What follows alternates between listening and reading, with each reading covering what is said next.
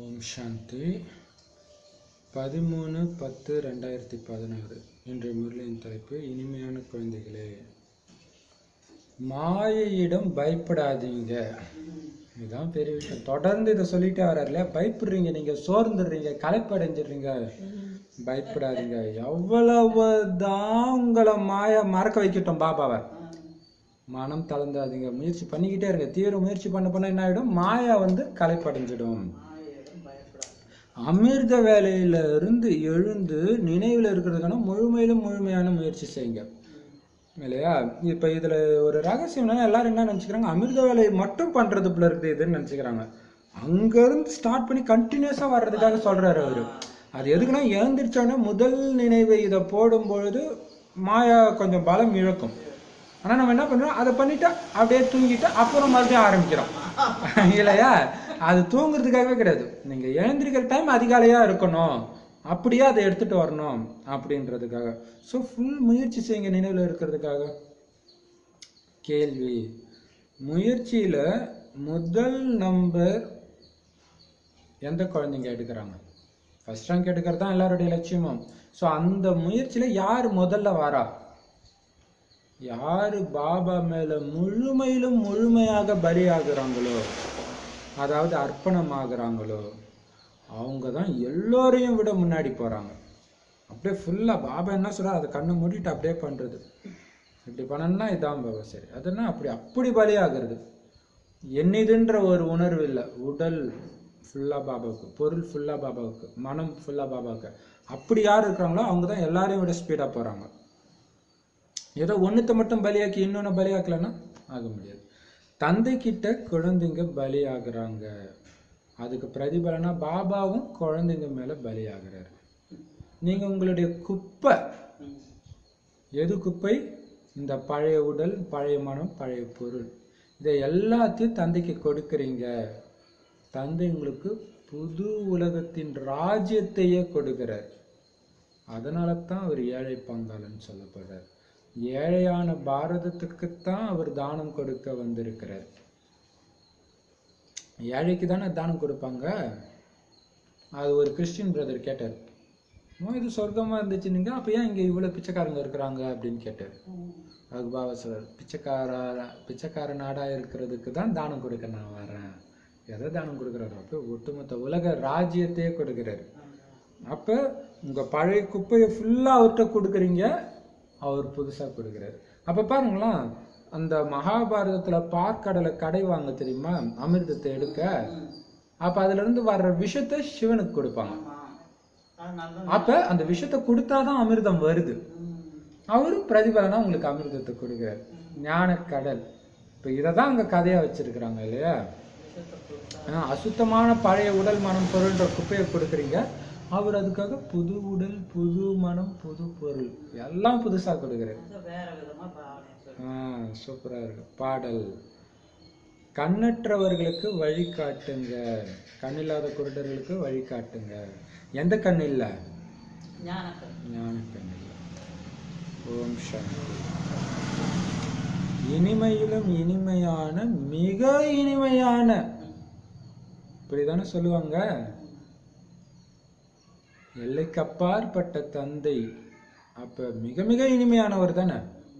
அவர் காட்டுற அன்பும் அந்த மாதிரி மிக மிக இனிமையான, எல்லைக்கு அப்பாற்பட்ட அன்பு. 21 பிறவிக்கு அந்த அன்பை நீங்க அனுபவம் செய்யறீங்க. எப்படி பாருங்களா, 21 பிறவிக்கு அவர் எப்படி அன்பு காட்டுறாரு? இப்ப அன்பு காட்டுறாரு. உலகத்துல யார் மேலே அன்பு வைக்காத, உனக்கு துக்கம் தான் வரும், என்ன மட்டும் அன்பு வைன்றாரு. ஸோ அந்த மாதிரி அன்பு வச்சவங்க மட்டுமே அங்க வராங்க. இப்போ அவங்களுக்கு அன்பை தவிர வேற எதுவுமே தெரியாது. ஸோ அவருடைய அன்பு தான் மற்றவங்க கிட்ட நாம அனுபவிக்கிறது சொர்க்கத்துல, இல்லையா? இப்ப துக்கம் கொடுக்குறவங்க எல்லாத்தையும் அழிச்சிடுறாரு, இல்லையா? இனிமையான காணாமல் கண்டெடுத்த செல்ல குழந்தைங்களே, பாட்டு கேட்டீங்க தானே? ஒரு தந்தை தான் கண்ணற்றவர்களுக்கு வழியை காட்டுறாரு. பக்தி மார்க்கத்துல வழி காட்டக்கூடியவர்கள் யாருமே கிடையாது. அங்க ஏன் நேரத்தை வீணாக்கிட்டு? நேற்று சொன்னார்ல, மற்றது உங்களுக்கும் பயன் இல்லை, மற்றவங்களுக்கும் பயன் இல்லை, அதையும் கேட்டு நேரத்தை வீணாக்குறீங்க. பக்தி மார்க்கத்துல வழி காட்டக்கூடியவங்க யாரும் கிடையாது கண்ணற்றவர்களுக்கு. அங்க வழி தெரியாம அலைஞ்சிட்டு இருக்கிறாங்க. இப்ப வழி என்னவோ உங்களுக்கு கிடைக்கத்தான் செய்யுது, இருந்தாலும் மாயா தந்தையோட புத்தியின் தொடர்பை ஏற்படுத்த விட மாட்டேங்குது, கட் பண்ணிடுது. ஒரு புள்ளியை நினைச்சாலும் சொர்க்கத்துக்கு அதிபதி ஆயிடலாம், ஆனா நினைக்க விட மாட்டேங்குது இல்லையா? ஏன்னா விஸ்தாரமா இருக்கிறதுலதான் கண்ணு போகுது, மாயாவுடைய பகட்டு. அதனாலதான் பாபா சொல்றாரு, மாயாவில எல்லாம் இருக்கிறாங்களா, அவங்களும் அதே டெக்னிக்ல கவர் பண்ணுங்க, படத்தை பெருசா வைங்க, சின்னதா வச்சா அவங்களுக்கு பிடிக்காது இல்லையா? அதான் பாபா சொல்றாரு. ஆனா உண்மை என்னமோ அந்த சின்ன விதை குட்டி புள்ளியில தான் இருக்குது, தெரியாது. மாயா தந்தையோட புத்தியின் தொடர்பை ஏற்படுத்த விட மாட்டேங்குது. ஒரு தந்தையை நினைவு செய்யறதன் மூலமாக மட்டும்தான் நம்மளுடைய துக்கம் அனைத்தும் நீங்கும், வேற வழியே கிடையாது. கவலைப்படுறதுக்கான விஷயம் எதுவும் கிடையாது அப்படின்னு புரிஞ்சுக்கிறாங்க. எப்படி?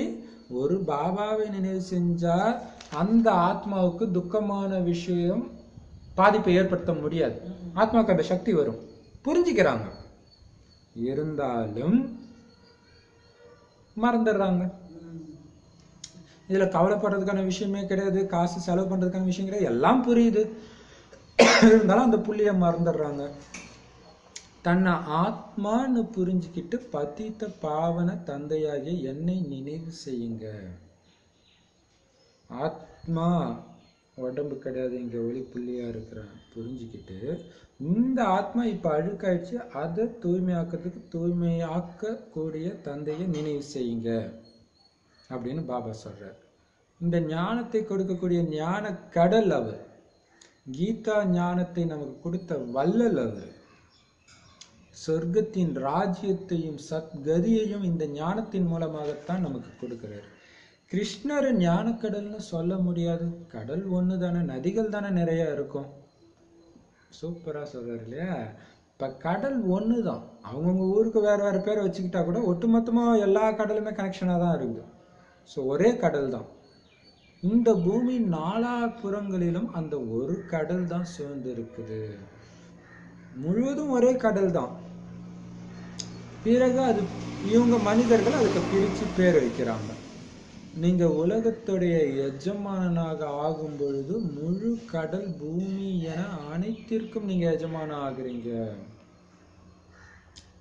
இது எங்களுடைய எல்லை, எங்களுடைய எல்லைக்குள்ள நீங்க வரக்கூடாதுன்னு அங்க யாருமே உங்களை சொல்ல மாட்டாங்க. இங்க கடல்ல கூட எத்தனை துண்டுகளா ஆக்கிட்டாங்க. இது வரைக்கும் ஸ்ரீலங்கா, இது வரைக்கும் இந்தியாக்காரங்க, இது தாண்டி படகு வரக்கூடாது, வந்தா பிடிச்சிக்கோ, இந்த மாதிரிலாம் எல்லை போட்டாங்க. அங்க அப்படி யாருமே உங்களை சொல்ல மாட்டாங்க, நீங்க எங்க வேணாலும் போகலாம். ஏன்னா அங்க விகாரம் இருக்காது, இன்னொருத்தர் பொருளை அபகரிக்கணும்ன்ற எண்ணம் இருக்காது யாருக்குமே. அதனால அங்க எல்லாத்துக்குமே நீங்க தான் எஜமானன். ஏன்னா முழு உலகமுமே அப்ப பாரதமா இருந்துச்சு, அதுக்கு நீங்க எஜமானா இருந்தீங்க. பாபா உங்ககிட்ட இருந்து நாங்க யாராலுமே பறிக்க முடியாத உலகத்தின் ராஜ்யத்தை அடையிறோம் அப்படின்னு பாடலும் இருக்குது இல்லையா? இங்க பாருங்க, தண்ணிக்கு கூட எவ்வளவு அடிச்சுக்கிறாங்க. இப்ப உலகம் ஃபுல்லா பெரிய பிரச்சனை தண்ணி பிரச்சனை தான் இல்லையா? இந்த நதி இங்க வரக்கூடாது, டேம் கட்டிடுறாங்க அப்படி இப்படின்னு. ஆனா அங்க பாபா சொல்றாரு, அங்க எதுக்கும், கடலுக்கும் பூமிக்கும் எல்லாத்துக்குமே நீங்க தான் எஜமானன், உங்களை யாரும் இங்க வரக்கூடாது அங்க வரக்கூடாதுன்னு சொல்ல மாட்டாங்க. எவ்வளவு சூப்பர்ல. ஒருத்தர் இன்னொருத்தருக்கு தண்ணி கொடுக்கறதுக்காக கூட லட்சக்கணக்கில் பணம் கொடுக்க வேண்டியதா இருக்குது. குழந்தைகளாகிய உங்களுக்கு முழு உலகின் ராஜ்யம் கல்பத்திற்கு முன்பு போலவே இப்பொழுதும் கிடைத்து கொண்டிருக்கிறது. தந்தை ஞானத்தின் 3வது கண்ணை கொடுத்திருக்கிறாரு. ஞானத்தின் வள்ளல் பரமபிதா பரமாத்மா தான் இந்த சமயத்துல வந்து ஞானத்தை கொடுக்கிறாரு. பாருங்க, ஞானத்தின் 3வது கண்ணை யார் கொடுக்கிறது? பாபா தான் கொடுக்கிறாரு இல்லையா? சோ அதனால அவர் ஞானத்தின் வள்ளலாக இருக்கிறார். அதுவும் எப்ப கொடுக்கிறாரு? இப்பதான் கொடுக்கிறாரு. மற்றபடி சத்யுகத்துல வந்து கொடுக்கறது இல்ல. அதனால லட்சுமி நாராயணன் கிட்டையும் இந்த ஞானம் இருக்காது. முந்தைய பிறவியிலேயே அவங்க இந்த ஞானத்தை எடுத்து லட்சுமி நாராயணனா ஆனாங்கன்னு வேணா சொல்லிக்கலாம். ஆனா அந்த டைம் அவங்களுக்கு ஞானம் இருக்குதானா? கிடையாது. நீங்க தான் அப்படி இருந்தீங்க. பாபா நீங்க அதே தந்தை தான்னு இப்ப நீங்க சொல்றீங்க. நீங்க எங்களை உலகத்தின் எஜமானாக ஆக்கி இருந்தீங்க.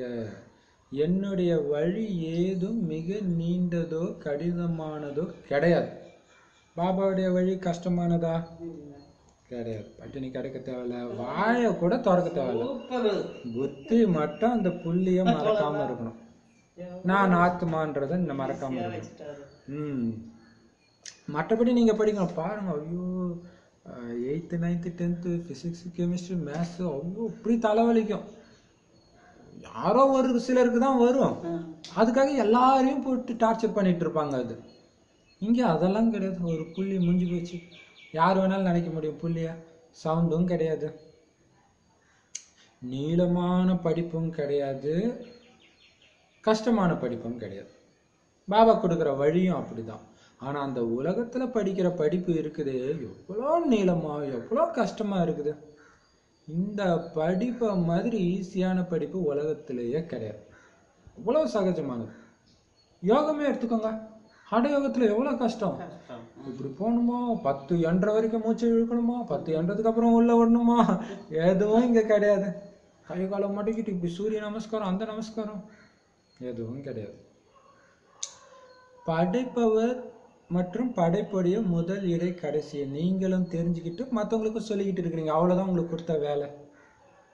இதை எத்தனை பேருக்கு சொல்றீங்களோ அத்தனை பேர் உங்களுக்கும் அது தாரணை ஆகிட்டே இருக்கும். திரும்ப திரும்ப திரும்ப அதே சுத்திட்டு இருக்கோம். நீங்க சொல்ல சொல்ல சொல்ல சொல்ல உங்களுக்கு புது புது கருத்துக்கள் வேற வந்துகிட்டே இருக்கும்.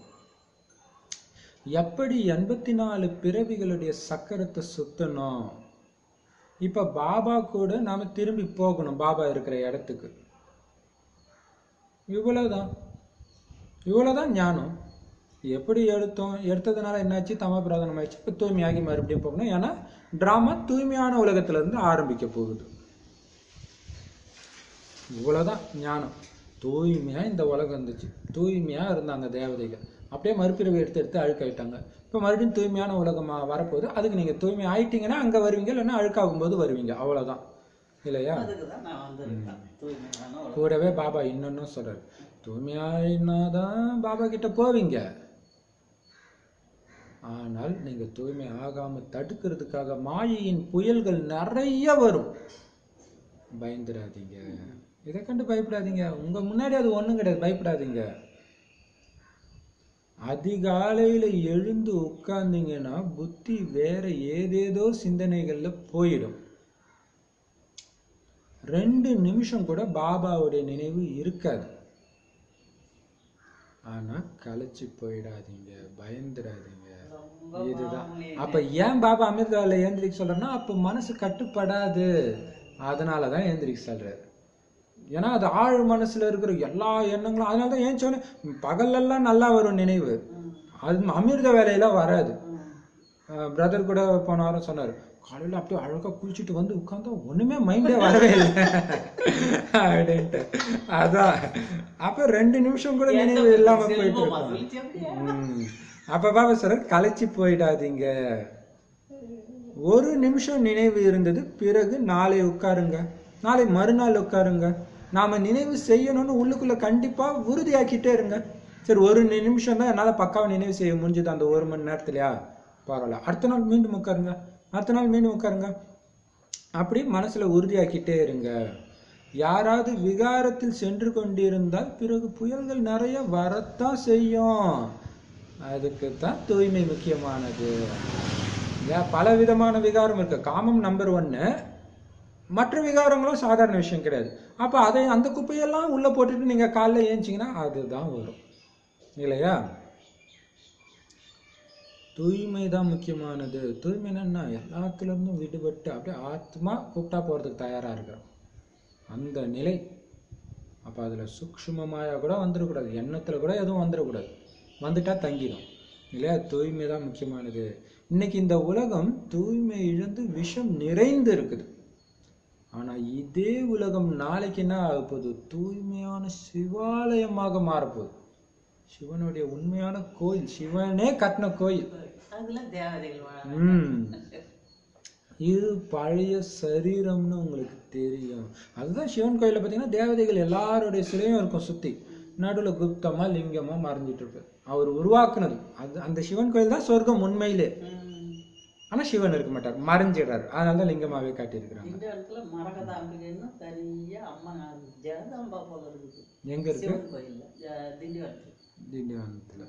இல்ல எல்லா சிவன் கோயிலுமே அம்மன் இருப்பாங்க. தனியா பெரிய நின்றுட்டு இருக்காங்கப்பா, பெருசா இருக்கும். சரி சரி. இப்ப பாபா சொல்றாரு, மரகதாம்பிகை. நாளை தூய்மையான சிவாலயமாக இதே பாரதம் மாறப்போகுது. இப்போ உங்களுக்கு இருக்கிறது பழைய உடம்பு. இருக்கிறதுல நீங்க எடுத்த மோசமான உடம்புல தான் இப்ப நீங்க இருக்கிறீங்க. அதுல ஏன் உங்களுக்கு பற்று இல்லையா? தந்தையை நினைவு செஞ்சுக்கிட்டே இருக்கும் பொழுது உங்க சரீரம் விடுபட்டு விட்டால் சொர்க்கத்திற்கு செல்ல தகுதி வாய்ந்தவர்களாக ஆகிடுவீங்க. இதுதான் பெரிய விஷயம். இப்ப நினைவு நினைவு நினைவு கட்டாகாம பார்த்துக்கிட்டே இருக்கும் இல்லையா? சொர்க்கத்துக்கு போக தகுதி வாய்ந்தவர்களாக ஆகிடுவீங்க. எவ்வளவு நேரம் சேவை பண்றோன்றது முக்கியம் கிடையாது. சேவை பண்ணும்பொழுது பாபா நினை கட்டாகாம இருக்கிறதுல தான் மெயினா இருக்குது. வாணியுமே அப்படிதான். வாணி படிச்சுட்டு பாபா நினைவோட வாணி படிக்கிறதே கஷ்டம். வாணி படிச்சுட்டு போய் உடனே டக்குன்னு மாயா வரும். வரும்னு சொல்றாரு இல்லையா? கொடுத்தா எவ்வளவு பெரிய விஷயம், பெரிய பாக்கியம் தான் இல்லையா? அவ்வளவு தேடல. இப்ப பாபா சொல்றாரு, சொர்க்கத்துக்கு செல்ல தகுதி வாய்ந்தவர்களாக ஆகிடுவீங்க. எப்ப சரீரம் நினைவு செஞ்சுக்கிட்டே இருக்கும் பொழுது, அந்த நேரத்துல சரீரம் விடுபட்டுச்சுன்னா அப்ப கனவுலும் பாபா நினைவு கட்டாகாத அளவுக்கு சமஸ்காரம் ஆகணும். பாபா சொன்ன, பாபாவை தவிர எனக்கு இந்த உலகத்துல எதுவுமே இல்லைன்ற உணர்வு இருந்தா மட்டும்தான் கனவுலையும் அது வரும் இல்லையா? தந்தையிடம் கொஞ்சமாவது ஞானத்தை கேட்டிருக்கிறீங்க தானே? இங்கிருந்து விலகி சென்று பிறகு மீண்டும் வந்து தம்முடைய ஆஸ்தியை எடுத்து கொண்டிருப்பவர்களும் இருக்கிறாங்க. விட்டுட்டு போயிடுறாங்க, அப்புறம் மறுபடியும் வராங்க, கல்யாணம் பண்ணிட்டு கொஞ்ச நாள் கழிச்சுட்டு வராங்க. கடைசி மனநிலைக்கு தக்க கதி ஏற்படும் என்பதையும் பாபா புரிய வச்சிருக்கிறாரு. அப்ப இந்த இடத்துல இருந்துட்டு எவ்வளவு மாயா வந்தாலும் பாபா விடாம இருக்கிறவங்களுடைய பவரு விட்டுட்டு போயிட்டு வரவங்களுக்கு இருக்குமா? அதுதான் அங்க ரகசியம். யாராவது சரீரத்தை விட்டாங்கன்னா ஞானத்தின், இப்ப பாருங்க, யாராவது சரீரத்தை விட்டாங்கன்னு வச்சுக்கோங்க, அவங்க ஞானத்தின் சமஸ்காரத்தை எடுத்துட்டு போறதுனால சிறு வயதிலேயே இந்த பக்கம் ஈர்ப்பு இருக்கும். கர்மேந்திரியங்கள் சிறியதாக இருக்கலாம், பேச முடியாமல் இருக்கலாம், ஆனாலும் ஈர்க்கப்படுவார்கள். நிறைய குழந்தைங்க இருக்குது இல்லையா? அதுதான் பேச முடியாதா இருக்காது, இருந்தாலும் அவங்களுக்கு பிடிக்கும். சிறு வயதிலிருந்தே நல்ல சமஸ்காரம் அவங்களுக்கு இருக்கும், சுகமிக்கவர்களாக இருப்பாங்க. இப்ப நாமளுமே அப்படி இருக்க வாய்ப்பு இருக்குது இல்லையா? அதனாலதான் அது பிடிச்சி இழுக்குது. மற்றது எதுவுமே பிடிக்காம இது வந்தோடனே லபக்குன்னு பிடிச்சிடுது இல்லையா? சமஸ்காரமும் சின்ன வயசுல இருந்தே அவங்களுக்கு நல்ல சமஸ்காரம் இருக்கும். ஏன்னா அங்க பதிவாயிடுச்சுல, சுகம் மிக்கவர்களாக இருப்பாங்க. அதுதான் பாபா சொன்னார்ல, இந்த ஞானத்தை கேட்டுட்டு சரீரத்தை விட்டீங்கன்னா அந்த அளவுக்கு துக்கம் நிறைஞ்ச குடும்பத்துல பிறக்க மாட்டீங்க, சுகமா இருப்பீங்கன்றாரு இல்லையா?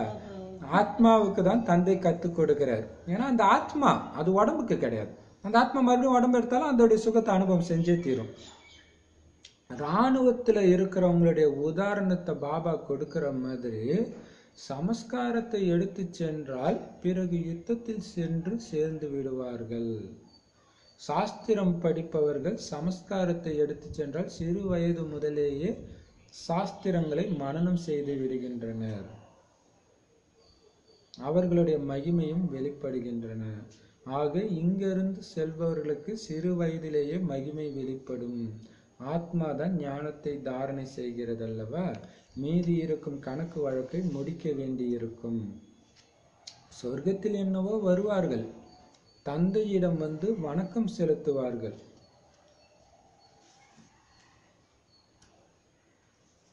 அளவற்ற பிரஜைகள் உருவாகி விடுவார்கள். தந்தையிடமிருந்து ஆஸ்தி எடுப்பார்கள். ஆஹா பிரபு, உங்களின் லீலையே லீலை என கடைசி காலத்தில் சொன்னார்கள் அல்லவா?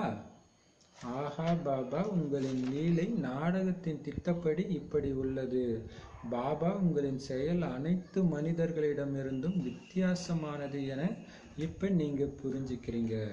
யார் பாபாவுடைய சேவையை நல்லா செய்யறாங்களோ அவங்களுக்கு பிறகு மிக நல்ல பரிசும் கூட கிடைக்கும். வெற்றி மாலையில் உருட்டப்படுகின்றனர். இது ஆன்மீக ஞானம். இதை தந்தையான ஆத்மாக்களுக்கு கற்றுக் கொடுக்கிறார். மனிதர்கள் அனைவருமே சரீரங்களைத்தான் நினைவு செய்வாங்க. சிவானந்தா, கங்கேஸ்வரானந்தா முதலானவர்கள் இந்த ஞானத்தை கொடுக்கிறாங்கன்னு சொல்லுவாங்க. இங்கேயோ நிராகார சிவபாபாவே ஞானத்தை கொடுக்கிறாருன்னு நாம சொல்றோம். நான் உயர்ந்ததிலும் உயர்ந்தவனாக இருக்கிறேன். ஆத்மாவாகிய என்னுடைய பெயர் சிவன். சிவ பரமாத்மாய நமக. இப்ப பாருங்க, பாபா சொல்றாங்க ஆத்மாவாகிய என்னுடைய பேர். ஆத்மான்னு தான் அவரும் சொல்றாங்க, ஆனா வித்தியாசம் தெரியணுன்றதுக்காக பரமாத்மா அப்படின்னு சொல்றாரு. இப்ப பாருங்க, பாபா ஞானத்தை எடுத்து சரீரத்தை விட்டா அந்த குழந்தைக்கு அந்த ஈர்ப்பு இருந்துகிட்டே இருக்குமா. பார்த்தீங்கன்னா ஒரு சிஸ்டர் சின்ன வயசுல இருந்தே பாபா ஞானம் வரல, சிவன் கோயிலுக்கு போனா இது என்னுடைய கணவன், நான் தான் அந்த பார்வதி, யாரையும் நான் நெருங்க விட மாட்டேன்னு வெறித்தனமா சுத்தினாலும் 6 வயசு பொண்ணா இருக்கும்போதுல இருந்து. அப்ப அது முந்தைய ஜென்மத்துல வந்திருக்கும் இல்லையா. இப்போ பீஸ் ஆஃப் மைண்ட் டிவியை பார்க்கும் பொழுது வெள்ளை ட்ரெஸ் இருப்பாங்க, ஐயோ இவங்க என்னோடவங்களாச்சே அப்படின்னு கண் ஃபுல்லா அழுகுறாங்களாம். இப்போ அவங்களுக்கு வருது பாருங்க அந்த சமஸ்காரம். மிலிட்ரியில இருந்து சரீரத்தை விடுறவனுக்கு, சண்டை போட்டு சரீரம் விடுறாங்க பாருங்க, அவன் பிறக்கும் பொழுது மீண்டும் மிலிட்ரியில சேரணும்னு தான் அவனுக்கு தோணுமா, சமஸ்காரம். அதே மாதிரி வேத சாஸ்திரங்களை நல்லா படிக்கிறவங்களும் குழந்தையில அந்த வேதங்கள்னால ஈர்க்கப்பட்டு வேதங்கள் சொல்லுவாங்களாம். அதே மாதிரி இங்க இருந்து சரீரத்தை விடுறாங்க பாருங்க, அவங்க சின்ன வயசுலேயே அவங்களுடைய மகிமையை வெளிப்படுமா. இப்போ பார்த்தீங்கன்னா சிவானி சிஸ்டர் சொல்லுவாங்க, அது மாதிரி ஏதோ ஒரு அட்வான்ஸ் பார்ட்டி, அவங்க யாரோ ஒரு தாதிப்பில் இருக்கு. அப்போ அவங்க சரீரம் விட்டு வரும்போது அவங்க ரொம்ப சின்ன வயசுல ஒரு 20 வயசு அப்படிதான் இருக்குது. அவங்க ஃபர்ஸ்ட் போட்ட வீடியோலாம் பார்த்தா அப்பவே அந்த ஞானம் அவ்வளோ பக்காவா சொல்றாங்க. அப்படின்னா முன்னாடி எடுத்த ஞானம் அதுதான். இப்போ பாபா சொல்றாரு அப்படியும் இருக்கலாம், அல்லது கடைசியா வந்து கூட ஸ்பீடாகவும் போயிருக்கலாம், அதுவும் இருக்குது. இப்போ பாபா சொல்றாரு ஆனா ஞானம் வரும், ஆனா கணக்கு வழக்கு பெண்டிங்ல இருக்குல்ல, அதை முடிக்க வேண்டியிருக்கும். ஸோ மறுபடியும் பின்னாடி போகவும் வாய்ப்பு இருக்குது, அப்படியே ஏறிட்டேவும் இருக்க மாட்டாங்க. ஏன்னா அதை விட உலகம் மோசமாயிருது இல்ல. அவங்க சரீரத்தை விடும் பொழுது இருந்ததை விட மீண்டும் சரீரம் எடுத்து அவங்க இளமை பருவத்தை அடையிறதுக்குள்ள உலகம் ரொம்ப மோசமாயிருது. இப்போ மறுபடியும் பயங்கரமா விழுவாங்க. இதுலதான் பெரிய விஷயம் இருக்குது. அதுக்குத்தான் பிரம்ம பாபாவும் அம்மாவும் இப்பவே நான் சம்பூர்ணம் ஆகணும்னு இருந்தாங்க. அடுத்த பிறவிக்கே வாய்ப்பு விடக்கூடாது, இப்பவே போயிடணும். உலகம் அழியிற வரைக்கும் நம்ம வெயிட் பண்ணக்கூடாது, அதுக்கு முன்னாடி பயங்கர சம்பூர்ணம் ஆயிடணும் இல்லையா. அப்புறம் பாபா கிட்ட இருந்து வந்து நிறைய பிரஜைகளை உருவாக்குவாங்க, ஆஸ்தி எடுப்பாங்க. ஏன்னா அதுக்கு முந்தைய சரீரத்தை விடும்பொழுது அவங்க சொன்னாங்கல்ல உங்க லீலையே லீலைன்னு. ஏன்னா பாபா கிட்ட எடுக்கிற ஞானம் அழியாது இல்லையா. இப்ப பாபா சொல்றாரு எல்லா வழியிலிருந்தும் பாபாவுடைய வழி வித்தியாசமானது. அப்ப இந்த வழிப்படி யாரு சேவையை சூப்பரா பண்றாங்களோ அவங்களுக்கு பயங்கரமான பரிசு கண்டிப்பா பாபா கொடுப்பார், வேஸ்டே போகாது இல்லையா. வெற்றி மாலையில உருட்டப்படுறாங்க. இப்போ பார்த்தீங்கன்னா ஒரு பிரதர் சொன்னார், விஜய்குமார் பிரதர் கோயம்புத்தூர்லேருந்து சொன்னார். திடீர்னு ஒரு நாள் சொன்னார், பிரதர் எனக்கு என்னமோ உங்கள் மூலமாக தான் தமிழ்நாடு ஃபுல்லாக பாபா பிரத்யக்ஷம் ஆக போகிறாருன்னு தோணுதுன்னாரு.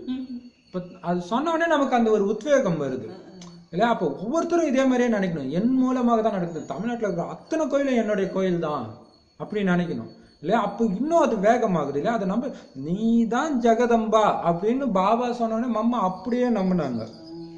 அதில் தான் இருக்கு. அப்போ ஒருத்தருக்கு ஒருத்தர் அப்படி ஊக்கப்படுத்தணும் இல்லையா. இப்போ பாபா சொல்றாரு இது ஆன்மீக ஞானம். அப்போ பாருங்க பாபா கொடுக்குற பரிசும் கிடைக்குது, வெற்றி மாலையில அவங்கள ஜபிச்சுட்டு இருக்கிறாங்க, உருட்டப்படுறாங்க. இது ஆன்மீக ஞானம். என்ன ஞானம்? ஆத்மாவுக்கான ஞானம். அது தந்தை ஆத்மா தான் கொடுக்க முடியும் மற்ற ஆத்மாவுக்கு இல்லையா. மனிதர்கள் எல்லாருமே சரீரத்தை தான் நினைச்சுறாங்க. இயேசு சரீரம், கிருஷ்ணர் சரீரம், சிவானந்தா சரீரம், எல்லாமே அவங்க ஞானம் கொடுக்குறாங்க, இவங்க ஞானம் கொடுக்குறாங்க அப்படின்ட்டு சொல்லுவாங்க. ஆனா இங்கதான் நாம கண்ணுக்கு தெரியாத அந்த சிவன் ஞானத்தை கொடுக்குறாருன்னு நாம சொல்றோம். எவ்வளவு பெரிய விஷயம்! உயர்ந்ததிலும் உயர்ந்தவர் அவர் தான். நானும் ஆத்மா தான், என் பேர் சிவன். நானும் ஆத்மான்றதோட நான் ஆத்மா மட்டும்தான், உடம்பே எடுக்கிறது கிடையாது. அதனால என் பேர் சிவன். சிவ பரமாத்மாய நமகன்னு சொல்றாங்க. அதுக்கு பிறகு பிரம்மா விஷ்ணு சங்கரரை தேவதாய நமகன்னு சொல்றாங்க. அப்ப பரமாத்மாவின் படைப்புகள் தான் தேவதைகள். தேவதை வேற, பரமாத்மா வேற. அதுதான். அப்ப இவங்க எல்லோரும் படைப்புகள். அவங்க கிட்ட இருந்து ஆஸ்தி கிடைக்காது. நீங்க ஒருத்தருக்கு ஒருத்தர் சகோதர சகோதரனாகத்தான் இருக்கிறீங்க. சகோதரனை நினைவு செஞ்செல்லாம் ஆஸ்தி அடைய முடியாது. அப்பாவை தான் நினைவு செய்யணும், படைப்பவரை தான் நினைவு செய்யணும். இந்த பிரம்மா தாதா கூட உங்களுடைய அண்ணன் தான். மரியாதை கொடுக்கலாம், பட் அவரை நீங்க நினைக்க தேவையில்லை, இல்லையா? ஏன்னா அவர்கிட்ட இருந்து உங்களுக்கு ஆஸ்தி கிடைக்காது. ஏன்னா அவரும் மாணவர் தான். லிங்கத்துக்கு எதிராக அவர் தானே இப்படி காதை இப்படி வச்சுட்டு கேட்டுட்டு இருக்கிறார் ஞானத்தை, இல்லையா? படித்து கொண்டிருக்கிறார். இவர்கிட்ட இருந்து எந்த ஆஸ்தியும் கிடைக்காது. ஏன்னா இவருக்கே சிவபாபா கிட்ட இருந்து தான் ஆஸ்தி கிடைச்சிட்டு இருக்கு. முதல்ல இவர் கேட்கிறாரு, பாபா நான் உங்களுடைய முதல் குழந்தை ஆவேன்னு தந்தைக்கு சொல்கிறேன்.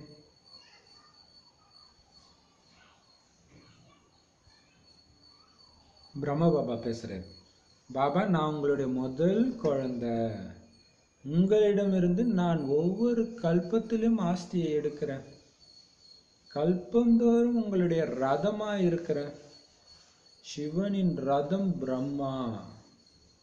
பிரம்மாவின் மூலம் விஷ்ணுபுரியின் ஸ்தாபனை. பிராமணராகிய நீங்களும் கூட உதவியாளர்கள். பிறகு நீங்கள் எஜமானனாகிறீங்க. பாருங்க, சூப்பரா அந்த திருமூர்த்தி படம். பிரம்மா உட்கார்ந்துட்டு இருக்காரு, சிவபாபா பிரம்மா மூலமாக பக்கத்துல நின்றுட்டு இருக்கிறவரை படைக்கிறார், விஷ்ணுவை. அது படைப்பு நடக்குது. ஆனா இதே விஷ்ணு மூலமாக முந்தைய கல்பத்துல ஒரு படைப்பு நடந்துச்சுல, அது கீழான நிலை இருக்குல்ல, அதை சங்கரர் மூலமாக அழிக்கிறார். ஒரே நேரத்துல நடக்குது, இல்லையா? அப்ப திருமூர்த்தியோடைய விளக்கமே அதுதான். ஆனா எல்லாத்தையும் மறைவா அங்க உட்காந்து பண்ணின்னு இருக்கிறாரு.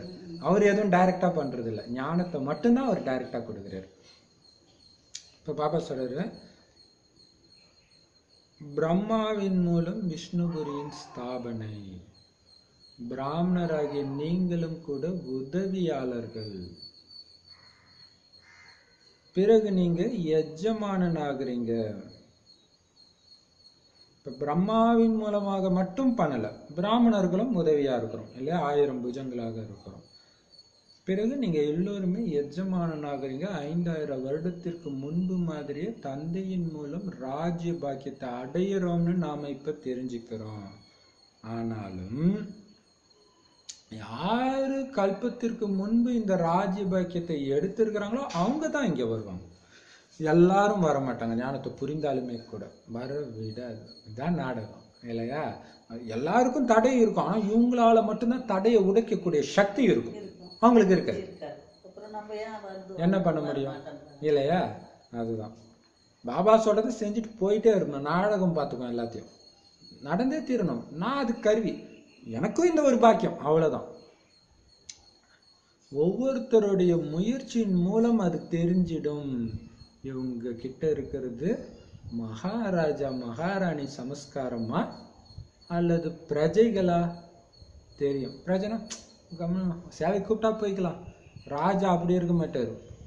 பண்ணணும், இதை பண்ணணும், அதை பண்ணணும், இங்க பண்ணணும், அங்க பண்ணணும், இந்த ஊருனா அந்த ஊருனா, உலகம் ஃபுல்லா என்னுடைய பிரஜைகள் தான், நான் மாத்தியே தீரணும். அந்த ஒரு சமஸ்காரம், வெறித்தனமான சமஸ்காரம் வெளிப்படும், இல்லையா? அப்ப அவங்க முயற்சியில தெரிஞ்சிடும் அவங்க மகாராஜா மகாராணியா பிரஜைகளான்ட்டு. கடைசி சமயத்துல அப்ப பாருங்க, இதை உருவாக்குறது தான் சேவை. நேற்று கிளியரா சொல்லிருக்காரு, ரொட்டி சுடுறது சேவை கிடையாது, நீங்க அதுக்கு வரலன்ட்டு. ஆனா நிறைய பேர் என்ன பண்ணுவாங்க, ரொட்டி சுட்டாலே போதும், சென்டர் போய் நான் ரொட்டியை மட்டும் சுட்டு வரேன், நல்ல சேவைனா. அது சேவை தான், அதையும் பண்ணும் தான். பட் மெயின் சேவை என்னது? பாபா ரொட்டி சுட கற்றுக் கொடுக்கறதுக்காக வந்திருக்கிறாரு, ஞானத்தை கற்றுக் கொடுக்கறதுக்கு இல்லையா? இப்ப பாபா சொல்றாரு, கடைசி சமயத்துல உங்களுக்கு எல்லாமே காட்சிகள்ல தெரியும். எல்லாத்துக்கும் ஆதாரம் முயற்சியில தான் இருக்குது. பலியாகவும் வேண்டி இருக்குது. நான் ஏழை பங்காளன், ஏழைகளாகிய நீங்க மட்டும்தான் என் மீது முழுசா பலியாகிறீங்க. ஞானம் எப்பொழுதும் ஏழைங்களுக்குத்தான் கொடுக்கப்படும். 1000 ரூபாய் ஃபீஸ், 2000 ரூபாய் ஃபீஸ், 50,000 ரூபாய் ஃபீஸ், அட்வான்ஸ் யோகா அப்படி இப்படின்னு கற்றுக் கொடுக்குறாங்க. ஆனா இங்க ஓசியில இருக்கிறதுல தரைமட்ட ஏழைகளுக்கு இறைவனே வந்து கொடுக்குறார். அது மட்டும்தான் ஞானம். பொய்யதான் காசு கொடுத்து வாங்கிக்கிறாங்க. சூப்பர் இல்லையா? ஞானம் எப்பொழுதுமே ஏழைகளுக்கு தான் கொடுக்கப்படுது. எவ்வளவு சூப்பர் இல்ல? யாராவது காலேஜ் கட்டுறாங்கன்னு வச்சுக்கோங்க, அது ஒன்றும் ஏழைகளுக்கு தானம் கொடுத்தது மாதிரி கிடையாது. நீங்க தந்தைக்கு தானம் கொடுக்கறீங்க. தந்தை உங்களுக்கு தானம் கொடுக்கிறாரு. உங்களிடம் இருந்து சோழிகளை பெற்று உங்களுக்கு உலகின் ராஜ்யத்தை கொடுக்கிறாரு. இந்த சமயம் நீங்கள் உடல், மனம், பொருள் அனைத்தும் தந்தைக்கு தானமா கொடுக்கறீங்க. அந்த மனிதர்கள் இறக்கும் பொழுது உயில் எழுதிட்டு போயிடுறாங்க.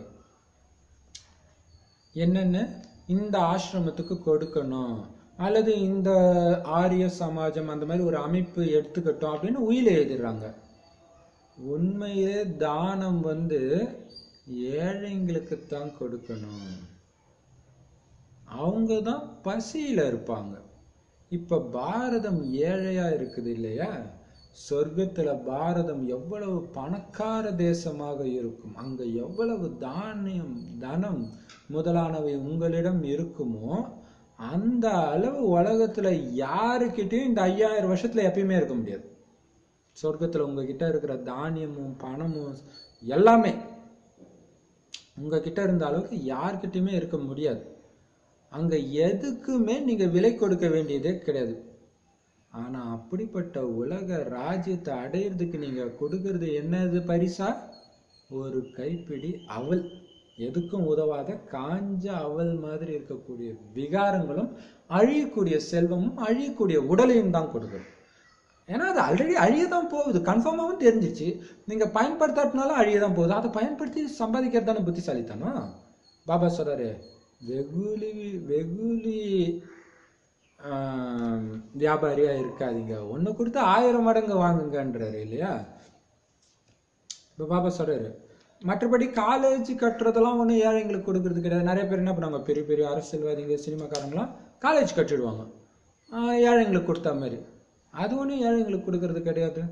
அது காசு கட்டி தான் போய் படிக்கிறாங்க. அது எப்படி தானமாக முடியும் இல்லையா? அப்ப பசியா இருக்கிறவங்களுக்கு கொடுத்தாதான் தானம்ன்றது. இது எவ்வளவு பெரிய விஷயம் இல்லையா? இல்ல இல்ல படிப்பாங்க, அதெல்லாம் ஓகே. பட் உண்மையிலே தானம் தேவைப்படுறவங்களுக்கு கொடுக்கணும் இல்லையா? அது ஓகே தான், அதெல்லாம் பட் உண்மையான தானம் இல்லாதவங்க கிட்ட கொடுத்தாதான் தானம். அப்ப இறைவன் மட்டும் இருக்கிறவங்க கிட்டயா கொடுப்பாரு? அதனாலதான் பாரதத்துல கொடுக்கிறாரு. அதுவும் என்ன, சோழிய வாங்கிட்டு எது துக்கத்தை கொடுத்துச்சோ அதை வாங்கிக்கிட்டு சுகத்தை கொடுக்கிறார். அங்க எதுக்குமே விலை கிடையாது, எல்லாம் அப்படியே அனாமத்தா கிடக்கும். அவ்வளவு செல்வம் செழிப்பா இருக்கும். நீங்க ஒரு கைப்பிடி அவல தானமா இந்த ஒரு பிறவிக்கு கொடுக்குறீங்க. அதன் பிரதிபலனாக 21 பிறவிகளுக்கு மாட மாளிகைகள் உங்களுக்கு கிடைச்சிடுது, நிலமும் கிடைக்கும். இப்ப பாருங்க, தத்துவங்களும் தமோ பிரதானமா இருக்கிறதுனால துக்கத்தை தான் உங்களுக்கு கொடுக்குது தத்துவமும். ஆனா அங்க தத்துவங்களும் சதோ பிரதானமாக இருக்கும். சத்யுகத்துல யார் யார் வருவாங்க உங்களுக்கு தெரியும். துவாபர யுகத்துல யார் யார் வருவாங்க அதுவும் உங்களுக்கு தெரியும். கலியுகத்துடைய கடைசியில சின்ன சின்ன இலை கிளைகள் மடாதிபதிகள் தர்ம தலைவர்கள் முதலானவர்கள் உருவாக்கி கொண்டே இருக்கின்றனர் அல்லவா. இப்பொழுது உங்களுடைய புத்தியில கல்ப மரம் நாடகம் முதலானவற்றின் ஞானம் உள்ளது. தந்தையின் நடிப்பை பற்றியும் அறிவீர்கள். இப்ப நாம இலைய பின்ன பாருங்களாம், அந்த சிருஷ்டி மரத்துடைய தண்டே நாம தான், ஆதாரமே நாம தான், வேறும் நாம தான். அவங்க கிளைகள், கிளையிலிருந்து இலையும் கலியுக கடைசியில நிறைய வெளிப்படுது, அதுக்கு மகிமையும் இருக்குது. அந்த கவர்ச்சியில நாம மயங்கலாமா? இந்த மரம் நிக்கிறதே நம்ம மூலமாக இல்லையா? ஸோ அந்த ஞானம் இருக்கணும். அந்த மாயா வேலை, சித்து வேலை, மயங்கலை இலை புதுசா வந்துருக்குது. இலை இப்பதான் கடைசி இலை எட்டி பாக்குது. மரம் பட்டு போறதுக்கு முன்னாடி துளுக்குற இலை அது, அதுக்கு ஒன்றும் மகிமை கிடையாது. இப்ப உங்களுடைய புத்தியில இந்த கல்ப மரம் நாடகம் ஃபுல் ஞானம் இருக்குது. தந்தையுடைய நடிப்பை பத்தியும் தெரிஞ்சுக்கிட்டீங்க. மகாபாரத சண்டையில என்ன காட்டுறாங்க? 5 பாண்டவர்கள் மட்டும்தான் தப்பிச்சிட்டாங்கன்னு காட்டுறாங்க. சரி, அப்புறம் என்ன ஆச்சு? தப்பிச்சாங்க, அதுக்கப்புறம் என்ன ஆச்சு? எதுக்காக சண்டை போட்டாங்க? கண்டிப்பாக யாரு ராஜ யோகத்தை கற்றனரோ அவங்க தான் போய் ராஜ்யம் செய்வாங்க அல்லவா. முன்னர் உங்களுக்கும் கூட இந்த விஷயம் எதுவுமே தெரியல. இந்த பிரம்மா பாபாவே கீதை மாதிரி புத்தகத்தை படிச்சுட்டு இருந்தாரு. நாராயணன் மேல அப்படி விழுந்து விழுந்து பக்தி செஞ்சாரு. கீதை மேல அவருக்கு அப்படி ஒரு அன்பு இருந்துச்சு. ட்ரெயின்ல போயிட்டு இருந்தா கூட கீதை படிச்சுக்கிட்டே இருந்தாரு. இப்ப பாக்குற அதே கீதைய கொஞ்சமும் புரியவில்லை இல்லையா? அப்போ ஒண்ணுமே கிடையாது. அப்ப ஏதோ இருக்குதுன்ற மாதிரி இருந்துச்சு. பாபாவுடைய ஞானம் கிடைச்சதுக்கு அப்புறம் அப்ப இருக்குதுன்னு படிச்சுக்கிட்டே போனாரு. டப்பாவுல வெறும் உடைந்து போன துண்டு பொருள் இருக்கிற மாதிரி உணர்றாரு. இப்ப ஒன்னுத்துக்கும் உதவாத எல்லாம் உடைஞ்ச ஒரு பொருள், சும்மா கீழே இருக்கிறத எடுத்து வச்சா மாதிரி இருக்குது கீதை. தலையும் இல்லை, காலும் இல்லை, அங்கங்க துண்டா கிடக்குது. பக்தி மார்க்கத்துல என்னெல்லாம் செஞ்சாரு இவர், என்னதான் செய்யல, எல்லாம் பண்ணார். ஆனா அதனால எந்த விதமான முன்னேற்றமும் ஏற்படல. இது ஒவ்வொருத்தருக்கும் பொருந்தும் இல்லையா? சொல்றாரு, ராஜயோகத்தை கத்துக்கிட்டாங்களே பாண்டவர்கள், அவங்க ராஜ்யத்தை அடைவாங்க. அதுதானே கீதையில சொல்லப்படுது. ஸோ அந்த விஷயம் தெரியல. மற்றபடி கீதையை படிச்சாங்க, இப்ப உங்களுக்கு புரியுது அந்த கீதையில ஒன்றும் கிடையாது. பாபா சொல்றாரு, அதனால முன்னேற்றம் எதுவும் ஏற்படல. உலகத்துல எவ்வளவு சண்டைகள் இருக்கு. இங்க கூட எங்க கூட பிரம்மகுமாரிகளுக்கு இடையிலுமே கூட எல்லாருமே தூய்மை அடைய முடியாது. அதனாலதான் சண்டை நடக்குது. தந்தை அடைக்கலமும் கொடுக்கிறாரு. பிறகு சொல்றாரு, நோய் மீண்டும் தீவிரமாக வெளிவரும், குழந்தைங்க முதலானவர்களின் நினைவு வரும். இதுல மோகத்திலிருந்து விடுபட்டவராக ஆக வேண்டியிருக்கிறது. குழந்தைங்களோட நினைவு வந்துகிட்டே இருக்கும். எப்ப மறக்கணும்னு நினைக்குமோ அப்பதான் அவங்க ஞாபகம் வரும். அது வரைக்கும் வராது. அது வரைக்கும் சும்மா டிவியே பார்த்துட்டு கலந்துருப்போம். பெருசா அவங்க ஞாபகம் வராது. ஆனா டிவியை விட்டுட்டு யாரையும் நினைக்காம பாபாவை நினைக்கணும்னு உட்காரும் போது வரும்பாங்க எல்லாரோட ஞாபகம். அதான் நோய் வந்து தீவிரமா வெளிப்படுது. அப்ப இங்க மோகத்திலிருந்து விடுபட வேண்டி இருக்குது, பற்றுல இருந்து விடுபட வேண்டி இருக்குது.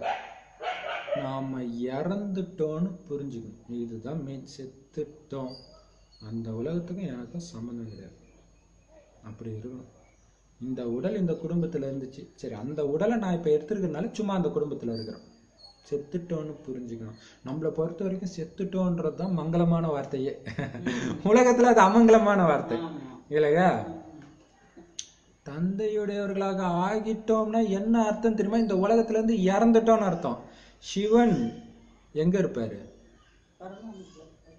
பக்தியில சுடுகாட்டுல காட்டுவாங்க, சுடுகாட்டு சித்தன் காட்டுவாங்க. காளி எங்க இருப்பாங்க? காளி அவங்களும் சுடுகாட்டுல தான் காட்டுவாங்க. மண்டை ஓடெல்லாம் போட்டுக்கிட்டு. ஆமா யாரு காளி? நாம தான் இல்லையா? காளி. அப்ப சுடுகாடு, இது சுடுகாடு, எல்லாம் செத்து போயிட்டாங்க, செத்து போயிட்டாங்க, பணத்துக்குள்ள ஆத்மா வந்து இருக்குது அப்படி நினைச்சு பேசணும் இல்லையா? எல்லாம் அலையுது பேய். ஏன் அலையுது? விகாரத்தினால அலையுது. ஏன் விகாரம் வந்துச்சு? சக்தி, தூய்மை சக்தி, அன்பு, அமைதி, இந்த சக்தி குறைவுனால விகாரத்துல மாட்டிருக்கு. அப்ப அந்த சக்தியை கொடுக்கறதுல உங்களுடைய கவனம் இருக்கணும். பேய்கிட்ட யாராவது பேசிட்டு இருப்பாங்களா? கிடையாது. சக்தியை மட்டும் கொடுத்து அனுப்பிச்சுட்டே இருங்க.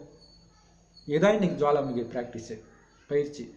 நான் சுடுகாட்டில் இருக்கிறேன், சிவபாபாவோட இருக்கிறேன், எல்லாம் செத்துட்டாங்க, நானும் செத்துட்டேன், வெறும் ஆத்மா தான். ஆனால் மற்ற ஆத்மா அலையுது விகாரத்தினால. எனக்கு அது இல்லை, இந்த ஆத்மாவை அழைச்சிட்டு போகிறதுக்காக நான் வந்திருக்கிறேன் ஒரு உடம்புல. ஸோ எல்லோரையும் அப்படியே பார்க்கணும். இப்போ ஆத்மா பயிற்சியில் இது ரொம்ப முக்கியம். எதிர இருக்கிறவங்க செத்துட்டாங்கன்னு நினைக்கிறது இல்லையா? இப்போ பாபா சொல்கிறாரு, பாபாவுடையவரை ஆகுனீங்கனாலே அதுக்கு என்ன அர்த்தம்? இந்த உலகத்துலேருந்து இறந்துட்டீங்கன்னு அர்த்தம். அப்போ சரீரத்தின் உணர்வு இருக்காது. செத்ததுக்கப்புறம் எப்படி இருக்கும்? நான் செத்துட்டேன், நான் செத்துட்டேன், நான் செத்துட்டேன், இந்த உலகத்தில் கிடையாது. எப்படி இருக்கும் இல்லையா? தேகத்தின் உணர்வே இருக்காது. பாபா சொல் அப்போ அப்படியே நினைங்க, இது என் உடம்பே கிடையாது, எவனுடைய உடம்பு எனக்கு கிடச்சிச்சு அப்படின்னு நினைங்க. என் உடம்பு கஷ்டப்பட்டா எனக்கு என்ன? என் உடம்பு நினைக்கிறனால தான் அந்த உடம்பு வலிக்கிறது எனக்கு தெரியுது. என் குழந்தை நினைக்கிறனால தான் அது துடிக்கிறது நமக்கு வலிக்குது. அதே மாதிரி தான் உடம்புக்கு நமக்கும் உள்ள உறவுமே. இப்போ குழந்தை உடம்பு நம்ம உடம்பா கிடையாது, அது வேற உடம்பு தான். இருந்தாலும் அது வலிச்சா நீங்கள் துடிக்கிறீங்க தானே? ஏன் துடிக்கிறீங்க? அதே மாதிரி இந்த தேகம் என்னது நீங்கள் நினச்சதுனால தான் துடிச்சிட்டு இருக்கிறீங்க. இப்போ வீடுபடுங்க, இது என்னது கிடையாது, எவன்தோ, நான் எதுக்கு துடிக்கணும்? ஏதோ வீணான உடம்புல நான் வந்துட்டேன். சிவபாபா பிரம்ம பாபா உடம்புக்குள்ளே வந்தார். பிரம்ம பாபா உடம்பு துடிக்கும் போது அவர் ஒன்றும் துடிக்கல. பிரம்ம பாபானா கொஞ்சம் துடிச்சிருக்கலாம் ஆரம்பத்தில், சிவபாபா துடிக்கல. ஏன்னா அவருக்கு தெரியுது என் உடம்பு கிடையாது, அவன் உடம்ப நான் எதுக்கு துடிக்கணும்னு இருக்காரு. அப்படி இருக்கணும், இது என் உடம்பு கிடையாது இல்லையா? இப்போ சரீரத்தின் உணர்வு இருக்காது சொல்றாரு. அப்போ இந்த யோகம் பக்காவானா சரீரத்தின் உணர்வு இருக்காது. அதான் கர்மதீத நிலை. தந்தை சொல்றாரு, தேகத்தோடு சேர்த்து அனைத்து சம்பந்தங்களையும் மறந்துடுங்க. இந்த உலகத்துல எதெல்லாம் பார்க்குறீங்களோ,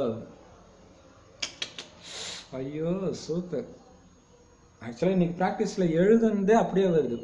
அது எதுவுமே இல்லைன்னு புரிஞ்சுக்கோங்கன்றார். நீங்கள் எதெல்லாம் பார்க்குறீங்களோ அது எதுவுமே இல்லை மாதிரி தான். இப்போ இல்லை தான், அது ஏதோ ஒரு மாயை இருக்கிற மாதிரி காட்டுது. இப்போ இறந்துட்டா பேய் வருதுன்றாங்க, அதே மாதிரியே இருக்கும் உருவம், ஆனால் தொட முடியாது. அப்போ அது இல்லை தானே, இருக்கிற மாதிரி காட்டுது. நிச்சயமாலுமே உடம்பு இருக்கிற மாதிரியே இருக்குது.